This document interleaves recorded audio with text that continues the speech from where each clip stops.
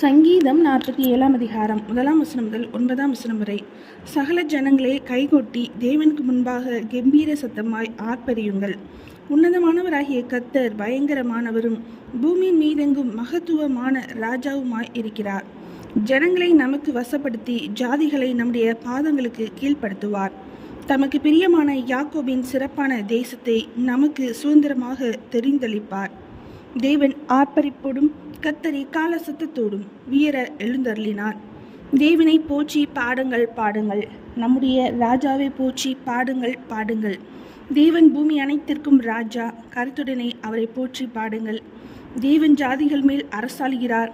தேவன் தமது பரிசுத்த சிங்காசனத்தின் மேல் வீற்றிருக்கிறார். ஜனங்களின் பிரபுக்கள் ஆபிரகாமின் தேவனுடைய ஜனங்களாக சேர்க்கப்படுகிறார்கள். பூமியின் கேடகங்கள் தேவனுடையவைகள், அவர் மகா உன்னதமானவர். சங்கீதம் 47 அதிகாரம் முடிந்தது.